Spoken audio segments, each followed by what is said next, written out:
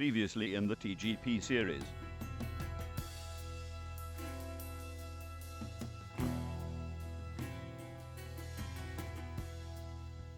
Now, China and Bahrain. Let's do this shit.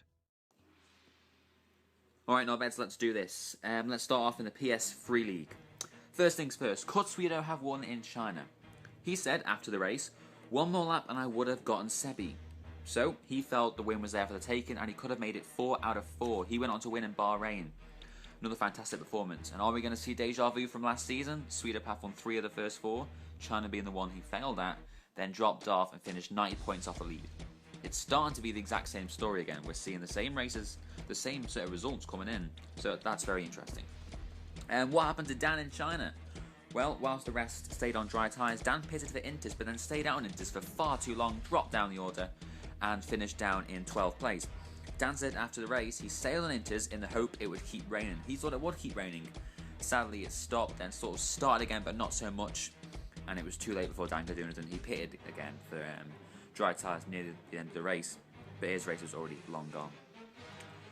Bahrain qualifying, Dan found himself just 0.8 off pole, yet that was only good enough for 10th place, a hugely competitive qualifying in Bahrain. Just 0.4 separated 3rd down to 10th. A little stat from the league, the pole sitter is yet to win this season, 4 times out of 4. The guy who's qualified on the front row, the guy who's qualified at the front, has yet to win a race. So, in the standings, Sweetopaf has 99 points. Small advantage over John, a full race victory, 25 points. Dan's quite further back on 45. McLaren taking a 5-point lead over Sauber in the Constructors. Sweetopaf still without his teammate Joe.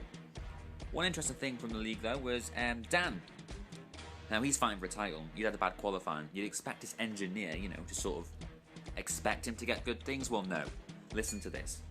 We think you have a great chance of taking home at least a 12th place today. 12th place. Okay. Well done on 12th place, just outside the points. Unlucky. And there is the team, happy with 12th place. What a shit team. They should be going for much tougher goals than that. In the Xbox League, we saw Midge take a surprise pole position, the first of his career. Usually finds himself battling down in 10th place in the races, so to take pole, fantastic performance. Moving on to Jack, he's yet to finish off the podium. 4 races, 4 podiums, but he doesn't think he can win the title. He said Sam and Danny will come back at him. Not very confident. Or is he just playing down his chances? Several incidents, and the stewards voted on decisions, who gave 2 points to Midge, Sam, Richard and Ryan. In the standings, Ryan's got a short advantage over Jack, who's about 20 or so points ahead of Sam. In the Constructors, Marussia, Red Bull and McLaren, very close. Just 16 points separate those top 3.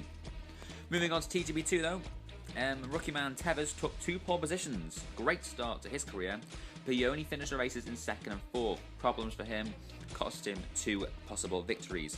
It was Dom's 13th career win, which he took at Bahrain. He's now just 3 behind Mike in the all-time list. And at the top of TGB2, we've got Sean, Matt and Dom. Just 12 points separate those 3, and all 3 of them are yet to finish outside the top 4 this season, so strong consistency from all 3 of them. But Williams lead comfortably in the Constructors' standings. Well, that's that for this week. Moving on, next week we've got Spain and Monaco, and Monaco means the first chance to get the TGP Grand Slam. 1/5 of the way there, at least anyway. Well, that's it for this week. Goodbye.